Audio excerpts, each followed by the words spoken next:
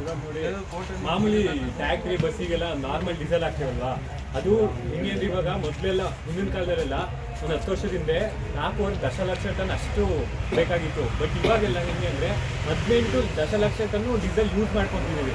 ಅದರಿಂದ ಈ ಪೊಲ್ಯೂಷನ್ನು ಅಂದರೆ ಈ ವಾಯು ಮಾಲಿನ್ಯ ಎಲ್ಲ ಕಂಟ್ರೋಲ್ ಮಾಡೋಕ್ಕೆ ನಾವು ಹೊಸ್ದಾಗಿ ಕಂಡುಹಿಡ್ದಿರೋದಂದರೆ ಮಾಮೂಲಿ ಹೊಂಗೆ ಬೀಜಿನ ಅರೆದ್ಬಿಟ್ಟು ಬಯೋಡೀಸೆಲ್ ಮಾಡೋದು. ಅದನ್ನು ಹೆಂಗೆ ಯೂಸ್ ಮಾಡಬೇಕಂದ್ರೆ, ನಾರ್ಮಲ್ ಡೀಸೆಲ್ ಜೊತೆಗೆ 10 ಲೀಟ್ರ್ ಡೀಸೆಲ್ ಜೊತೆಗೆ ಸ್ವಲ್ಪ ಬಯೋಡೀಸೆಲ್ ಹಾಕಿದ್ರೆ 10-20% ಅಷ್ಟು ಯೂಸ್ ಮಾಡ್ಕೋಬೋದು. ಅದರಿಂದ ಎಮಿಷನ್ ಅಂದರೆ ವಾಯು ಮಾಲಿನ್ಯ ಕಡಿಮೆ ಆಗುತ್ತೆ ಮತ್ತು ಜಾಸ್ತಿ ಹೆಲ್ತ್ಗೇನು ಇಶ್ಯೂಸ್ ಆಗಲ್ಲ.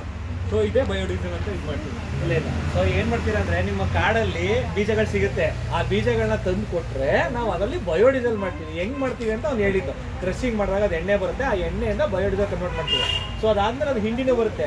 ನೀವು ಗೊಬ್ಬರ ಏನು ಮಾಡ್ತೀರಾ ಅಂದರೆ, ಈಗೆಲ್ಲ ಆಲ್ಮೋಸ್ಟ್ ಎಲ್ಲ ಅಂಗಡಿಗಳಿಗೆ ಹೋಗ್ತೀರಾ ಗೊಬ್ಬರ ತಗೊಳ್ಳೋದಕ್ಕೆ, ನೀವು ಕೊಡೋ ಈ ಬೀಜದಲ್ಲೇ ಗೊಬ್ಬರನೂ ಬರುತ್ತೆ.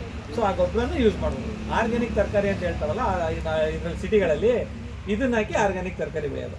ನೀವು ಕೊಡೋದು ಎಷ್ಟು ಉಪಯೋಗ ಆಗುತ್ತೆ ಅಂತ ನಿಮಗೆ ಗೊತ್ತಾಗಲಿ ಅಂತ ಇದೊಂದು ಕ್ಲಾಸ್ ಮಾಡಿಸ್ತಾ ಇದ್ದೀವಿ ಅಷ್ಟೇ. ಓಕೆನಾ? Thank you. ನಮ್ಮ ಮಕ್ಕಳು ನೋಡ್ಕೊಳ್ಳಿ, ಇವರೇ ನಮ್ಮ ಮುಂದಿನ ಪ್ರಜೆಗಳು. ಬರ್ರಪ್ಪ ನೋಡ್ಕೊಳ್ರಣ್ಣ. ಓಕೆ, ಎಲ್ಲ ಬಂದ್ಬಿಡಿ, ಎಲ್ಲ ಬನ್ನಿ.